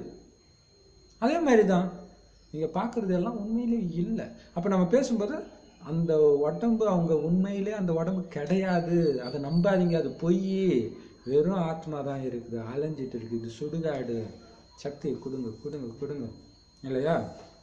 இப்போ பாபா சொல்றாரு, எதையெல்லாம் இந்த உலகத்தில் பார்க்குறீங்களோ அது உண்மையிலே இல்லைன்னு புரிஞ்சுக்கோங்க. இந்த பழைய சரீரத்தையும் கூட விடுங்க. இப்போ நீங்கள் இது எதுவும் இந்த மாளிகை எதுவும் இல்லை, டேட்டு குறிச்சாச்சு, எல்லாம் முடிஞ்சிச்சு, எதுவும் இல்லை, இருக்கிற மாதிரி ஒரு பகட்டு, அவ்வளோதான். இந்த பழைய சரீரத்தையும் நீங்கள் விட்டுடணும். இப்போ பார்த்தீங்கன்னா ஒரு சிஸ்டர் சொல்கிறாங்க, அவங்க ஒரு வீட்டில் இருந்தாங்களாம் வடநாட்டில். அப்போ பார்த்தீங்கன்னா ஒரு பொண்ணு வருமா,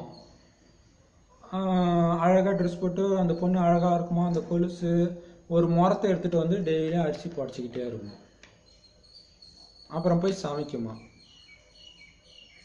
அப்புறம் வந்து அவங்க பக்கத்தில் படுக்கும்போது ஆன்னு அலறுவாங்களாம். உடனே அவங்க வீட்டுக்காரர், என்ன ஆச்சு உனக்கு அப்படின்வாங்களாம். ஏன்னா அவங்க வீட்டுக்காரருக்கு கண்ணுக்கு தெரியல, இவங்களுக்கு தான் தெரியுது. அதுக்கப்புறம் விசாரிச்சு பார்க்கும்போது தான், ஆமாம் இங்கே அந்த மாதிரி ஒரு பொண்ணு இருந்துச்சு, ஆக்சிடெண்ட்டில் அது இறந்துச்சு, ஆனால் அதோடைய புத்தி இங்கே இருக்கிறதுனால இங்கே வருது. இப்போ இவங்களுக்கு அது தெரிஞ்சுது.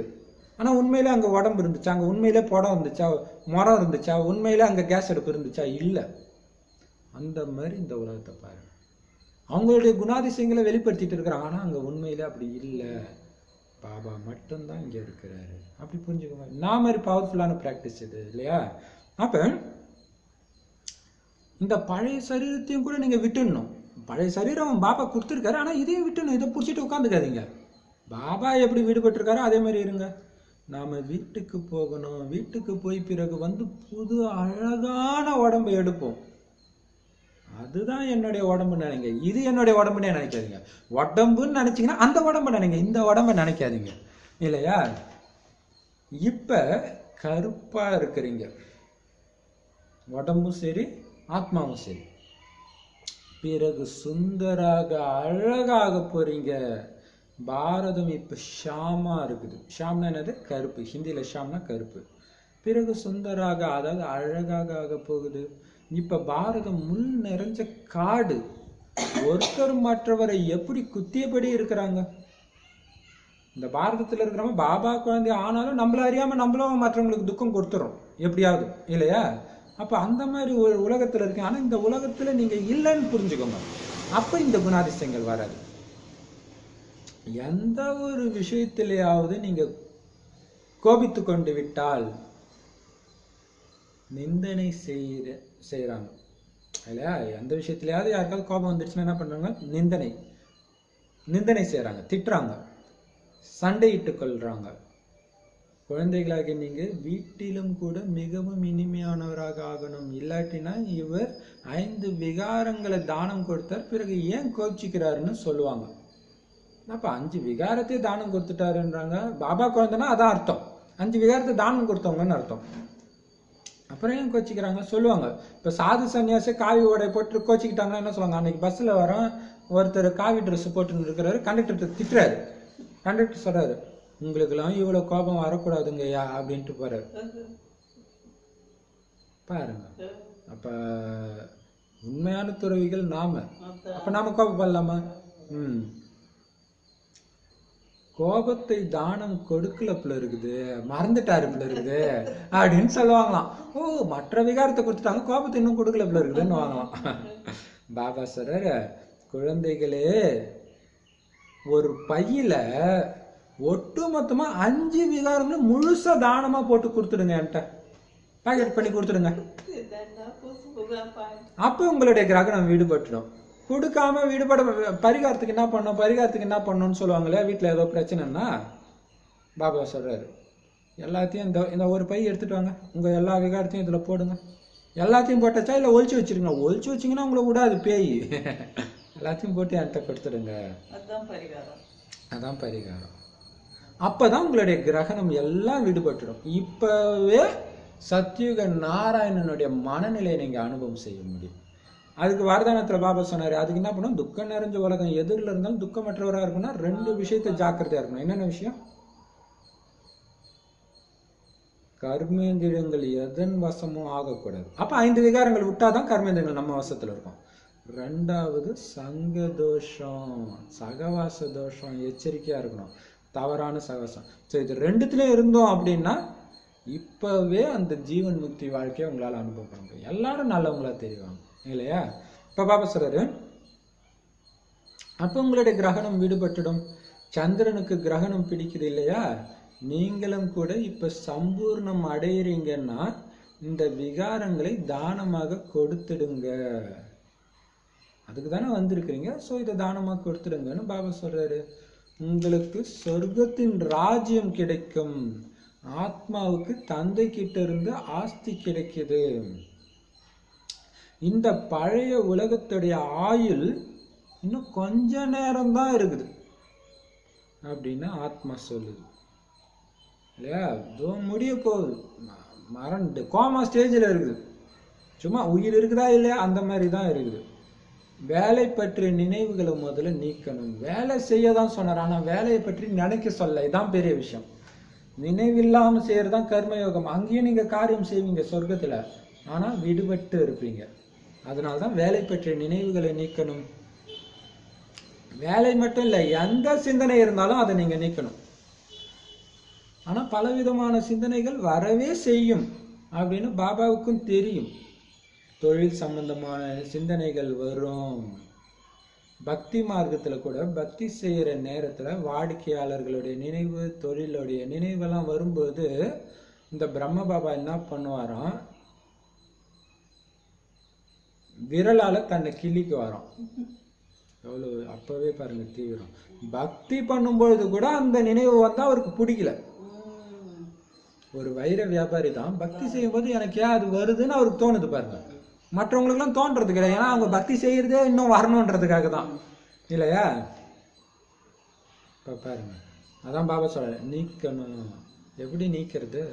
பாபாவோட இணைங்க, பாபாவோட ஞானத்தை சுத்துங்க, தானா போயிடும். எல்லாத்தையும் நீக்கணும். அதான் பாபா சொல்றாரு, எல்லா சிந்தனையில இருந்து நீங்க நீங்கிட்டீங்கன்னா ஆட்டோமேட்டிக்கா எட்ட இருக்கிறவங்கள இங்க இருந்து உங்களுடைய எண்ணத்தின் மூலமாக உங்களை கட்டுப்படுத்த முடியும். நேற்று வரதானம் கொடுத்தாரு இல்லையா? அப்ப அதுக்கு என்ன பண்ணும், எல்லா சிந்தனையிலையும் நீங்க வெற்றி கண்டு வெறும் இந்த ஞான சிந்தனை பாபா நினைவு மட்டும் இருக்கும்போது ஆத்மாவுக்கு அந்த சக்தி இயல்பாகவே வெளிப்பட ஆரம்பிக்கும். நான் நாராயணனுடைய நினைவுல உட்கார்ந்துட்டு இருக்கிறேன், பிறகு ஏன் இந்த விஷயம் எனக்கு வருது ஞாபகத்துக்கு அப்படின்னா ஒரு கிள்ளிக்கு வரும். இங்கேயும் கூட அப்படி நடக்குது. இந்த ஆன்மீக சேவையில நீங்க அப்ப அப்ப இது ஒரு யுக்தி. பாபா கிள்ளிக்குங்கன்னு சொல்லல, ஆனா கிள்ளிக்கலாம் இல்லையா? ஏன்னா பக்திக்கே அப்படின்னா இங்க நாராயணன் ஆகுறதுக்காக நினைவு செஞ்சுட்டு இருக்கும்போது மற்றது வருதுன்னா கிள்ளணும் தானே. என்ன வேணாலும் பண்ணலாம். அப்ப பாப்பா சொல்றாரு, இந்த ஆன்மீக சேவையில நீங்க அப்படியே மும்முரமா ஈடுபட்டுட்டீங்கன்னு வச்சுக்கலாம், நல்ல விதமா. பிறகு பாபா சொல்றாரு, புரிய வைக்கிறாங்க, நல்லது, வேலை தொழிலை விட்டு விடுங்கள், பாபாவின் சேவையில் ஈடுபட்டு விடுங்கள். நீங்கள் விட்டால் அது விடுபடும். சூப்பர்ல. நேத்து தான் சொன்னார், வேலையெல்லாம் நீங்க விட தேவை, நீங்க அதை செய்யதான் செய்யணும்ட்டு. இங்க சொல்றாரு, எனக்கு எதுலையுமே இன்ட்ரெஸ்ட் இல்ல பாபா, இதுதான் பிடிச்சிருக்கு, தீவிரமா வேலை செய்யறியா, நிரூபணம் காட்டுறியா, அப்ப சொல்லுவாராம் பாபா, விட்டுடு. அந்த அளவுக்கு நீ வேலை செஞ்சன்னா, பாபாவோட ஈஸ்வரிய சேவையில மும்முரமா ஈடுபட்டீங்கன்னா அப்ப பாபா சொல்லுவாராம், விட்டுடு, இங்க வா, உன்ன மாதிரி குழந்தைதான் எனக்கு தேவை. அப்படி எல்லாரும் கிடையாது இல்லையா? அது எப்படி பாபா விடுறது? நீ விடு, விடுபட்டுடும், அவ்வளவுதான். இவங்களை பார்த்துக்க, அவங்க நீ விடு, விடுபட்டுடும், அது எல்லாம் தானா நடக்கும் இல்லையா? தேக அபிமானத்தை விட்டபடி இருங்கள். தேக அபிமானம் விட மாட்டேங்குது, அதையும் விட்டுடுங்க, விடுபட்டுடும் இல்லையா? தந்தையை நினைவு மட்டும் செஞ்சீங்கன்னா, குரங்குல இருந்து கோயில்ல பூஜை செய்யறாங்க, அந்த கோயில் கட்டி பூஜை செய்யறதுக்கு தகுதியான மூர்த்தியாக நீங்க ஆகிடுவீங்க. எப்ப? தந்தையை நினைவு மட்டும் செஞ்சீங்கன்னா குரங்குல இருந்து கோவில்களில் மூர்த்தியாக தகுந்தவராக ஆகிடுவீங்க இல்லையா? நினைவு மட்டும் பண்ணுங்க, குரங்குத்தனம் எல்லாம் போயிடும். அது நல்லா பண்ணதான் நமக்கு தெரியுது. சின்ன சின்ன விஷயம் கூட, சாச்சா இது பாபாக்கு அந்த பண்ணக்கூடாது, சும்மா போய் அப்படி தேவையில்லாம சும்மா அப்படி ஒரு விளையாட்டா போய் அம்மா கிட்ட அப்பா கிட்ட பேசிட்டு வர்றது கூட, ஐயோ தேவதை இப்படி பேசக்கூடாதுன்னு தோணுது இல்லையா? அப்போ மூர்த்தி ஆயிடுவீங்க. குலவியின் ஆமையின் உதாரணங்களை கூட பாபா சொல்றாரு. அது பிறகு பக்தி மார்க்கத்துல அவங்க உதாரணமா கொடுக்குறாங்க. இப்ப புழுக்கள் யாருன்னு உங்களுக்கு தெரியும். நீங்க பிராமணிகள், நீங்க பூம் பூம் செய்றீங்க. இந்த உதாரணம் எல்லாம் இப்பொழுதையது. பண்டிகை முதலான அனைத்தும் இந்த சமயத்துடையது. சத்தியுகம் திரேத்தாவில எந்த பண்டிகையும் இருக்கிறது கிடையாது. இது எல்லாமே பக்தி மார்க்கத்துடையது. அப்ப பாருங்க, அது தெரியும் இல்லையா? குலவி மற்ற இனத்து புழு எடுத்து பூம் பூம்னு ஊதி ஊதி குலவியா மாற்றுறது. அது மாதிரி நாம இப்ப என்ன பண்றோம், எல்லாரையும் அழைச்சிட்டு பாபா நேரத்தை கொடுத்து பிராமணர்களா ஆக்கிடுறோம். ஆமை ஒரு நினைவுல 5 விகாரங்கள் நம்ம கட்டுப்பாட்டுக்குள்ள வந்துடுது, அந்த சக்தி வந்துடுது. சரி, இப்ப பண்டிகைகள் எல்லாமே இப்ப இந்த சங்கம யுகத்தோடைய நினைவு சின்னம் தான் பக்தி மார்க்கத்துல கொண்டாடுற பண்டிகை. மற்றபடி சத்தியுகம் திரேதா யுகத்துல பண்டிகையே இருக்காது. இதெல்லாம் பக்தி மார்க்கம். இப்ப பாருங்க, கிருஷ்ண ஜெயந்தி இருந்துச்சு, மண்ணால கிருஷ்ணரை உருவாக்குனாங்க, அவருக்கு பூஜை செஞ்சாங்க, அப்புறம் ஆத்துல போய் மூழ்கடிச்சிட்டாங்க. நம்ம ஊர்ல மட்டும்தான் விநாயகரை மட்டும்தான் இப்படி பண்ணிட்டு இருக்கிறோம். ஆனா மற்ற இடத்துலலாம் கிருஷ்ணரையும் அப்படிதான் பண்றாங்க, காளி துர்கையும் அப்படிதான் பண்றாங்க. போல இது இவங்க என்ன செய்யறாங்கன்னு உங்களுக்கு தான் தெரியும். இது குருட்டு நம்பிக்கை. இதனால ஒன்றும் அடைய போறது கிடையாது. நீங்க யாருக்காவது புரிய வச்சீங்கன்னா அவங்க புரிஞ்சிக்க மாட்டாங்க. யாருக்காவது நோய் ஏற்பட்டுச்சுன்னா அப்ப சொல்லுவாங்க, பாருங்க நீங்க கிருஷ்ணருடைய பூஜை செய்யறத விட்டுட்டீங்க இல்ல இந்த வருஷம், அதனாலதான் உங்களுக்கு இந்த நோய் வந்துச்சு சொல்லுவாங்க. எங்க அம்மாவே முதல்ல சொல்லுவாங்க, ஐயோ இது நடந்துச்சுன்னா நான் உப்பு மிளகு வாங்கி போடுறேன்னு நினைச்சேன், அது பண்ணல, அதனால தான் இது வந்துச்சு. அப்படிதான் சொல்லுவோம். ம் ஆச்சரியப்படும்படியாக இந்த ஞானத்தை கேட்டு பிறருக்கும் இதை எடுத்து சொல்லி விலகி போயிடுறாங்க. அதனாலதான் பாபா சொல்றாரு, பிராமணருடைய மாலையை இப்ப உருவாக்க முடியாது, அது கடைசியில தான் உருவாகும். யார் எப்ப போவாங்க தெரியாது, யார் முன்னாடி வருவாங்க தெரியாது, யார் பின்னாடி விழுவாங்க தெரியாது. உயர்ந்ததிலும் உயர்ந்தவர்கள் இந்த பிராமண குல பூஷணர்கள். ஆனா அவங்களுடைய மாலை உருவாக முடியாது. இது சிவபாபாவுடைய மாலை என்பது உங்களுடைய புத்தியில இருக்குது. இப்ப நாம சிவபாபா கழுத்துல தொங்குற மாலையா இருக்கும் இல்லையா, அதுவும் நெருக்கத்துல இருக்கிற மாலை. பிறகு நாம் சென்று சத்தியுகத்துல வரிசைக்கிரமமாக விஷ்ணுவின் மாலையின் மணியாக ஆவோம். இப்ப சிவன் கழுத்து மாலை தான், அப்படியே அங்க என்ன ஆயிடுது, விஷ்ணுவோடைய மாலை ஆயிடுது. உங்களுடைய ஒவ்வொரு வார்த்தையும் யாருமே புரிஞ்சிக்க முடியாததாக இருக்குது. தந்தை உங்களுக்கு கற்பித்துக் கொண்டு இருக்கிறார், வளர்ச்சி அடைந்து கொண்டு இருக்கிறீங்க. கண்காட்சிகளை எத்தனை பேர் வராங்க, நாங்க கண்டிப்பா கிளாஸுக்கு வந்து புரிஞ்சுக்கிறோம்னு சொல்லவும் செய்யறாங்க. ஆனா வீட்டுக்கு போனா அவ்வளவுதான், அங்க உள்ளது அங்கேயே நின்றுச்சு. பிரபுவை சந்திப்பதற்கான மிக நல்ல வழியை சொல்லி கொடுக்கறாங்கன்னு சொல்றாங்க. ஆனா நாம அதன்படி போவோம், ஆஸ்தியை எடுப்போன்றது புத்தியில வரல இல்ல. எல்லாருக்கும் இப்படி நினைங்க, ஆத்மா நினைச்சுக்கோங்க நினைங்க, சரி சரி போறாங்க, வீட்டுக்கு போய் அதை பண்றது கிடையாது. ஆனா யாரோ ஒருத்தர் பண்றாங்க. அது மாதிரி ஒரு சிஸ்டர், தீபான்னு ஒரு சிஸ்டர் கத்தாரில் அப்படி பண்ணாங்க, பண்ணி பிடிச்சி அதுக்கப்புறம் மறுபடியும் வந்து கேட்டாங்க, இப்போ கோர்ஸ் எடுக்கிறாங்க. அதுதான் இப்போ நம்ம அதன்படி பண்ணி ஆஸ்தியை அடைவோன்றது அவங்க புத்தியில் வர மாட்டேங்குது. பிரம்மா குமாரிகள் நல்லா சேவை செய்கிறாங்க, எவ்வளோ அற்புதமாக தேவி காட்சி வைக்கிறாங்க, அவ்வளோதான். ஆனால் அது எதுக்காக பண்ணாங்க, என்ன பண்ணாங்க, நீங்களும் கூட புரிஞ்சுக்குங்களாம். ஸ்தூலமான சேவை செய்தபடி இருக்கிறீங்க, இப்ப இந்த ஆன்மீக சேவை செய்யுங்க. சமூக சேவையை எல்லா மனிதர்களுமே செஞ்சுட்டு தான் இருக்கிறாங்க. இலவசமாக யாருமே எந்த சேவையும் செய்யறது கிடையாது. இல்லைன்னா எங்க இருந்து சாப்பிடுவாங்க? இப்ப குழந்தைகளாக நீங்க மிக நல்ல சேவை செஞ்சுட்டு இருக்கிறீங்க. உங்களுக்கு பாரதத்தின் மேல ரொம்ப இரக்கம் உள்ளது.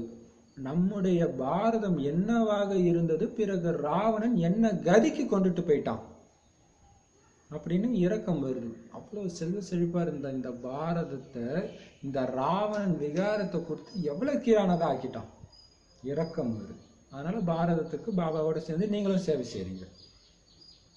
இப்ப நாம தந்தையின் ஸ்ரீமத் படி நடந்து கண்டிப்பா ஆஸ்தியை எடுப்போம் அப்படின்னு புரிஞ்சுக்கிறீங்க.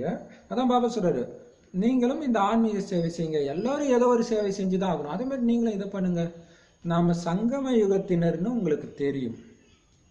மற்றவங்கெல்லாம் திரும்ப திரும்ப சொல்றாரு 2-3 நாளா இல்ல, புரிஞ்சுக்கோங்க, அது கலியுகம், அந்த குணம் உங்களுக்கு வேண்டாம். நாம அந்த கரைக்கு சென்று கொண்டிருக்கிறோம். ஆனா கலியுகம்னு புரிஞ்சுக்கணும். ஏன்னா அவங்க கிட்ட எச்சரிக்கையா நடந்துக்கிறதுக்கு, எச்சரிக்கையா நடந்துக்கணும். மற்றபடி அந்த குணாதிசயத்தை நாம வெளிப்படுத்தக்கூடாது. நாம அந்த கரைக்கு, சத்தியுகன்ற கரைக்கு போயிட்டு இருக்கிறோம். பாபாவுடைய நினைவுல நல்ல விதமாக இருக்கிறவங்க என்ன தெரியுமா பண்ணுவாங்களாம், அப்படியே அமர்ந்தபடி நினைவு செய்தபடியே சரீரத்தை விட்டு விடுவார்கள். நினைவு நினைவு நினைவு அதெல்லாம் இருக்கு இல்லையா, சரீரத்தை விட்டு விடுவார்கள், அவ்வளவுதான். பிறகு ஆத்மா திரும்பியே வரப்போவது இல்லை இந்த கலியுகத்துக்கு. அமர்ந்தபடி தந்தையின் நினைவில் இருந்தபடி சென்றது. அந்த ஆத்மா எங்க போவோம்? கலியுகத்துக்கு வராது. திரும்பியே பிறகு ஆத்மா திரும்பியே வரப்போவதில்லை, அமர்ந்தபடி நினைவில் இருந்தபடி சென்றது. சரி, அப்ப ஆத்மா திரும்பியே வரப்போவதில்லை. பாபா நினைவுல இருந்து போயிடுச்சு அப்படின்னா திரும்பி வராது. ஆனா திரும்பி எப்ப திரும்ப வரும்? உயிர் பிரியறத சொல்றாரு பாபா. உயிர் நிறைய பேர் ஈர்த்துட்டு கிடக்குறாங்கல்ல, அது காரணம்னா அவங்களுக்கு பற்று இருக்கும். ஆனால் தான் அது திரும்பி திரும்ப போயிட்டு போயிட்டு வரும். காமா ஸ்டேஜில் இருக்கும்போது போயிட்டு போயிட்டு வந்துடும். ஆனால் இவங்க ஃபுல் பாபா நினைவு மனசார போகணும்னு நினைக்கும் போது அது திரும்பி வராது அந்த உடலுக்கு. நாடகத்தின்படி அது அட்வான்ஸ் பார்ட்டியாக இருக்கும் அல்லது ஃபரிஸ்தாவாக இருக்கும். சரி, பாபா சொல்றாரு, அமர்ந்தபடி தந்தையின் நினைவில் இருந்தபடி சென்றது. கேட்கும்போது எவ்வளவு குஷியா இருக்கு இல்லையா? இங்க ஹடயோகம் முதலானவற்றின் விஷயம் எதுவும் கிடையாது. அமர்ந்தபடி அப்படியே தியானத்தில் காட்சிகள் பார்க்க சென்று விடுவதை பார்க்கிறீர்கள். அது மாதிரி நீங்கள்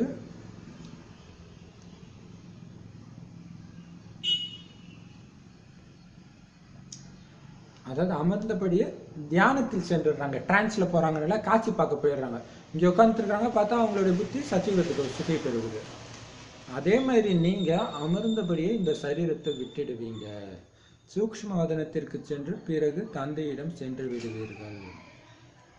நினைவின் இப்ப பாருங்க, அப்ப சூக்ஷ்ம வதனத்துக்கு போயிட்டு அப்புறம் டைம் வரும்போது பரந்தாமத்துக்கு போயிடுவோம். நினைவின் யாத்திரையின் முயற்சியை நிறைய செய்கிறவங்க அப்படியே சரீரத்தை விட்டு விடுவார்கள். ஸோ இதில் தான் இருக்குது இல்லையா? அடித்து உதச்சி சரீரத்தை விட வைக்கக்கூடாது. அதுக்கு முன்னாடி போனோம். அடித்து உதச்சி சரீரத்தை விட்டோம்னா அதுக்கு பேர் துர்மரணம். அது இங்கே நடக்கிறது. அப்படி இருக்கக்கூடாது. காட்சிகள் ஏற்படும். உடம்பு நல்லா இருக்கும், ஆனால் உங்களுக்கு உடம்புல பிரியம் இருக்காது, அதனால போயிடுவீங்க இல்லையா? காட்சிகள் ஏற்படும். ஆரம்பத்தில் உங்களுக்கு நிறைய காட்சிகள் தெரிந்தது, அதே மாதிரி கடைசியிலும் கூட நிறைய காட்சிகளை பார்க்க போறீங்க. நல்லது. ஸோ எங்கே பிறகு எடுப்பீங்க உங்களுடைய சொர்க்கத்தை. இப்போ பார்த்தீங்கன்னா பிரகாஷ் மணிதாதி கடைசியில் கோமா ஸ்டேஜில் 2-3 நாள் இருந்திருக்கிறாங்க. அப்போ எல்லாரும் உட்காந்து அழுதுட்டு இருந்தாங்க. பாபா வர வச்சாங்க. அப்போ பாபா சொன்னார், ஏன் கவலைப்படுறீங்க? அவங்க குஷி குஷியாக சத்தியுகத்துடைய காட்சி இப்போ பார்த்துட்டு இருக்கிறாங்க. நீங்கள் ஏன் பயந்துட்டு இருக்கிறீங்க? இல்லை, அந்த அளவு நினைவில் இருந்தாங்க. அதனால கடைசியில் காட்சி கிடைக்குது. அவங்களுக்கு சரீரம் எதுவுமே இந்த உலகத்தின் ஞாபகம். இப்போ கனவுலேயே நம்ம எல்லாத்தையும் மறக்க தானே செய்கிறோம். இப்போ காட்சி கிடைக்கும் போதும் அப்படி தான் இருக்கும் இல்லையா? ஸோ கடைசியில் நிறைய காட்சிகளை பார்க்க போகிறீங்க, ஆரம்பத்தில் கிடைச்ச மாதிரி அப்படின்னு சொல்லிட்டு வாணி முடிச்சுட்டார். நிறைய பாயிண்ட்ஸ் கொடுத்துருக்காரு இன்னைக்கு இல்லையா? இனிமையிலும் இனிமையான காணாமல் போய் கண்டெடுக்கப்பட்ட செல்ல குழந்தைகளுக்கு தாயும் தந்தையுமான பாப்தாதாவின் அன்பு நினைவுகளும் காலை வணக்கமும். ஆன்மீக குழந்தைகளுக்கு ஆன்மீக தந்தையின் நமஸ்காரம். ஆன்மீக தாய் தந்தைக்கு ஆன்மீக குழந்தைகளின் அன்பு நினைவுகள் மற்றும் நமஸ்தே. தாரணைக்கான முக்கிய சாரம்: கோவில்களில் மூர்த்தியாக தகுந்தவர் ஆகிறதுக்காக, அதாவது பூஜைக்கு தகுந்தவர் ஆகிறதுக்காக தேக அபிமானத்தை விட்டுடணும். ஆன்மீக சேவையில் ஃபுல்லாக ஈடுபட்டணும் இல்லையா? இப்போ வீட்டுக்கு போக வேண்டிய நேரம்.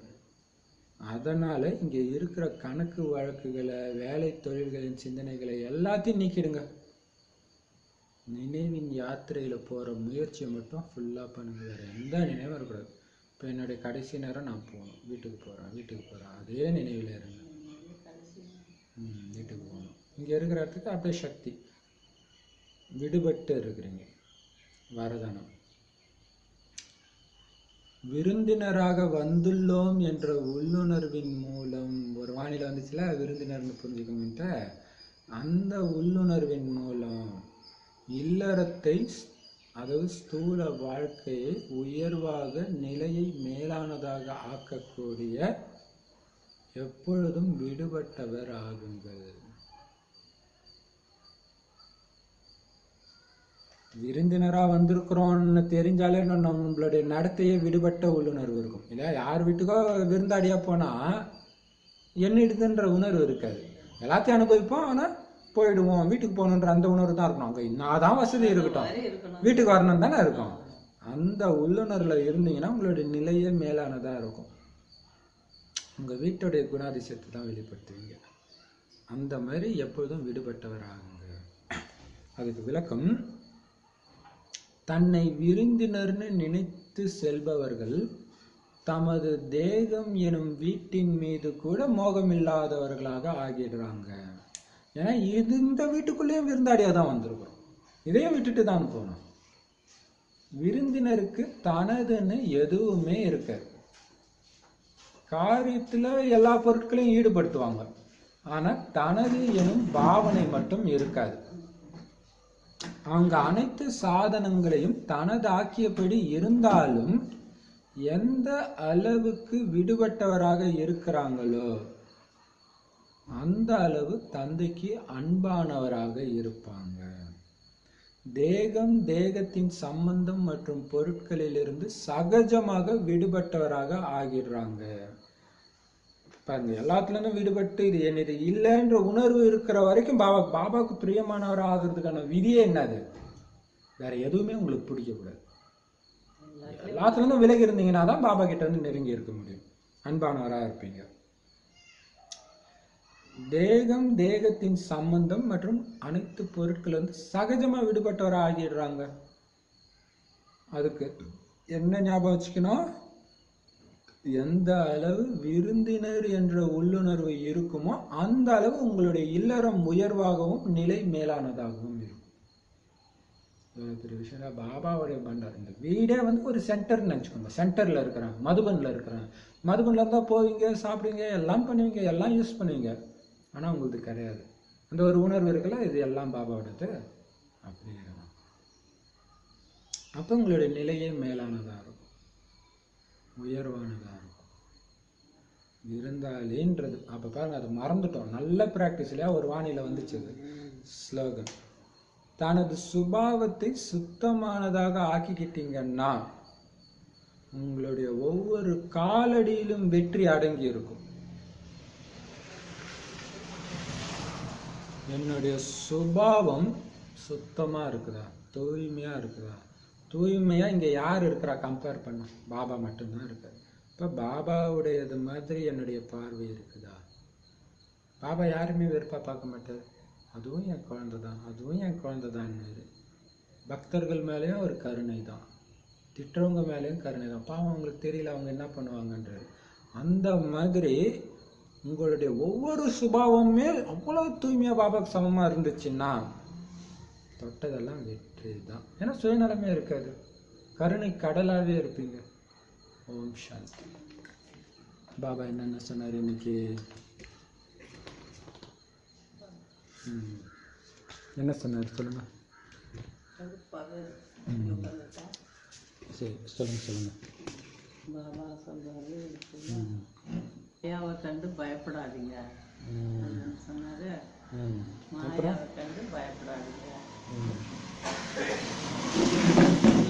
விலகிடுங்க, எந்த இடத்த வந்தாலும் விலகிடுங்க. அது போல நம்ம விருந்தாடியா வந்தோம் அப்படின்னு உள்ளுணர்வு மூலம் நீங்க சுபாவத்தை சுத்தமாக்கிட்டீங்கன்னா தொட்டதெல்லாம் வெற்றிதாங்க. எல்லா குப்பையும் பாபா கிட்ட கொடுத்து முழு பலி ஆகுங்க. பயந்துடாதீங்க, நினைவு வர மாட்டேங்குது, அமைத வேலை ஒரு நிமிஷம் தான் பாபா நினைவு வந்துச்சு, முயற்சி பண்ணிட்டே இருந்து ஒரு படி அவளை கொடுத்துட்டு 21 பிறவிகளுக்கு ஆஸ்தி அடையிறோம். தந்தை நினைவுல இருந்து குரங்கு போல இருக்கிற நீங்க கோவில் மூர்த்தி ஆகிறோம் அப்படின்னு அது சொன்னாங்க. சொர்க்கத்தை பத்தி சொன்னாரு.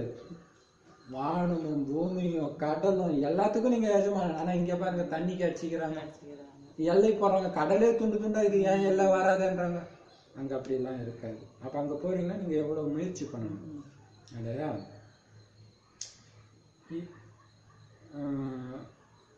காலையில எழுந்துச்சு வந்தா வேற ஏதோ சிந்தனையில போயிடுது. ஆனா கலைச்சிடாதீங்க, உறுதியா இருங்க, வந்துடும்ன்றாரு. சரி, அப்புறம் என்ன சொல்றாரு? ஒரு சமஸ்காரம் சரீரத்தை விட்டா யாரு இப்போ என்ன சாஸ்திரம் படிக்கிறாங்களோ அது அடுத்த பிறவி எடுத்தாங்கன்னா அவங்க கடகடன்னு எப்படியா இருந்தாலும் கர்ம கணக்கு அதை முடிச்சுதான். அதே மாதிரி இந்த ஒரு இருந்துட்டு போனோமோ பாபா குழந்தைங்க வந்து ஈர்ப்பு வரும். அடுத்த பிறவி எடுத்தாங்கன்னா இதுல வர்றது ஈர்ப்பு வரும். சின்ன குழந்தையா இருக்கும்போது அந்த ஈர்ப்பு இருக்கும். அது மாதிரி நிறைய இடத்துக்கு தான் குட்டி குட்டி குழந்தைங்க வந்து கேட்பாங்க. அவ்வளோ பாவனை ஆச்சரியமா இருக்கும். சரி, அப்புறம் பாபா சொல்ற ஸ்தாபனை பிரம்மா மூலமாக பிராமணர்களுடைய உதவியோட சிவபாபா ஸ்தாபனை பண்றாரு. ஸோ ராஜபாக்கியத்தை எடுத்தவங்க தான் மீண்டும் வருவாங்க. ஆனால் இங்கேயே உங்களுக்கு தெரியும் யார் ராஜா ஆவாங்க, யார் பிரஜை ஆவாங்க, அவங்களுடைய முயற்சியின் மூலமாக இல்லையா? விஷம் நிறைந்த உலகம் விஷம் நிறைஞ்ச உலகத்துல அவர்கிட்ட கொடுத்துருவோம் இல்லையா. அப்புறம் தானம் ஒரு பையில 5 காய்களையும் போட்டு முழுசா போட்டு என்கிட்ட கொடுத்துருங்க, அப்பதான் உங்க கிரகணம் நீங்கும். தானம் யாருக்கு கொடுப்பாங்க? ஏழைகளுக்கு தான் கொடுப்பாங்க. ஸோ அதை பாபா வந்து பாரதவாசிகளுக்கு தான் கொடுக்குறாரு. கல்லூரியெல்லாம் கட்டுறாங்க அப்படின்னா அது தானம் கிடையாது. ஏழைகளுக்கு தானம் கொடுக்கறது தான் தானம். பஞ்ச பாண்டவர்கள் மட்டும் தப்பிச்சாங்கன்னு காட்டுறாங்க. என்ன ஆச்சு?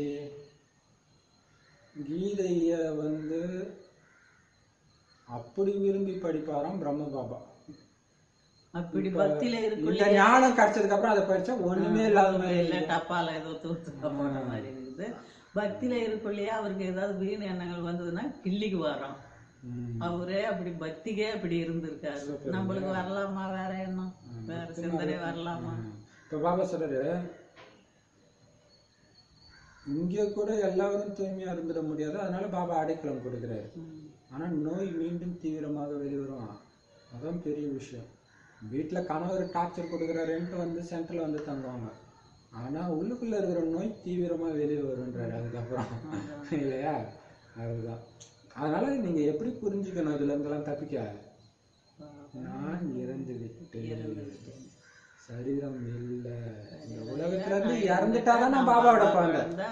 சிவன் சொத்து குல நாசம். அப்ப நான் சிவனுடைய சொத்து ஆயிட்டேன்னா அந்த குலத்தை நாசம் பண்ணிட்டு நான் வந்திருக்கிறேன்னு அர்த்தம். இந்த உலகம் எனக்கு இல்ல, கடைசி நேரம் வீட்டுக்கு போகணும். அந்த ஒரு நினைவு பாக்குற எதுவுமே இல்லன்னு புரிஞ்சுக்கோங்க. அந்த பகவத்கீதையிலேயே எழுதியிருக்கோம், கண்களால் பார்க்கிற அத்தனையும் உண்மை கிடையாது, பொய் இல்லையா. ஒருத்தருக்கு ஒருத்தர் துக்கம் தான் கொடுக்குறாங்க. ஆனா நீங்க கோபப்படக்கூடாது. இன்னும் கொஞ்ச நேரம் தான் இருக்குது. இல்லைன்னா என்ன நினைப்பாங்க, 5 விகாரம் கொடுத்துட்டு ஒரு விகாரத்தை வச்சுக்கிட்டீங்களா அப்படின்னு கேட்பாங்க. அப்படின்னு சொல்லி கொஞ்சம் தான் இருக்குது. இப்ப ஏன் பிராமணர்களுடைய மாலை உருவாகலையா? வராங்க போயிடுறாங்க. எப்படி இருக்குள்ள எப்படி மாலை உருவாகும், அதனால சொல்றாங்க. நிறைய பேர் வந்து நல்லா பிரம்மகுமாரிகள் சொல்றாங்கன்றாங்களே தவிர புரிஞ்சிக்க மாட்டாங்க. இரக்கம் வருது உங்களுக்கு, எல்லோருக்கும் வழியை சொல்லிக்கிட்டே இருக்கிறீங்க.